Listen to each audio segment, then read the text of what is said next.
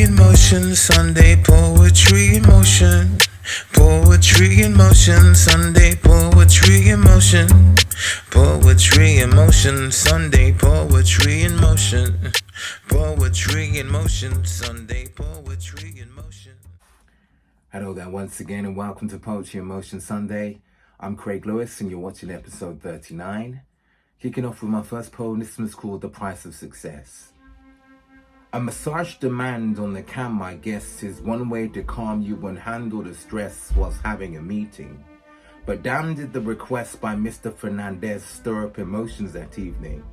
Like what was he thinking to upload the photo and share it on LinkedIn? Some thought it was rude and by force was removed. How would you feel if this was your sibling? Sitting on a couple meal, successfully signed a never deal, yet pitied on social media for expressing how a brother feel. Did I mention he's of color still? Regardless of one's status in class, I guess the struggle's real. Whether eating in fancy restaurants or at home, cooking oven meals. People are going to judge until they're meeting with a maker. To keep their sanity, some celebs avoid reading the papers in case their face is seen. Something that you sign up for the moment that you chase your dream. Some are more subtle and wear a mask in case their face is seen. Click paparazzi camera flashes like a laser beam. I'm moving on to my second poem. This one's called It Was Saw in a Vision. She'd sailed to the Atlantic on a yacht to get her point across. If failed, one's bravery's not forgot. Like the finest recipe cooked in a pot. If jailed during the process of a protest, 'cause no rest till the job is done was her theory, then clearly like the currents of the sea, her mind is strong. No case of lights are on but no one's there. She's known to share her vocal thoughts when live on air, with time to spare for those who like a pair would match opinions. She'd capture millions if the platform was available. As sure as a ship is sailable, autism couldn't change the fact she's capable. Her spirit's unbreakable despite each plight that would arise. She'd face them all with soldier pride and strive to open eyes of people like sheep being led in disguise to the edge of the cliff to fall. And thus like a regular shift to the cause she commits. Her request to expose politics and gain some justice.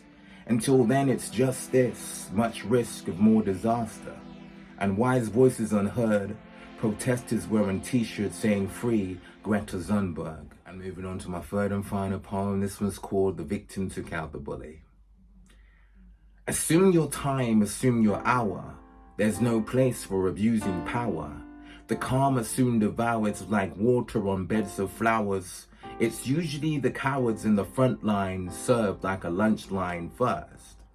In worst case scenarios, those very goals to remain putting wool over eyes to stay in the game like an NPC, whether via dictaphones or MP3, the evidence is stored and not ignored by the cloud or the big brother.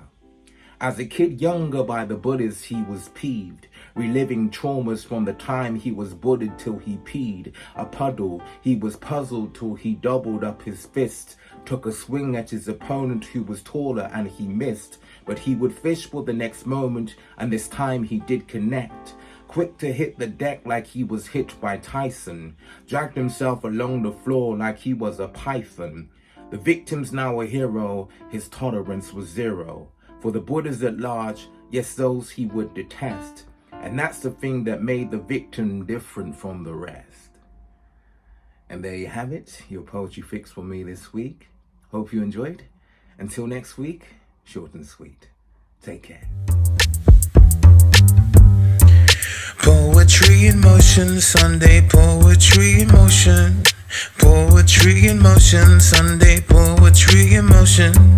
Poetry in motion, Sunday.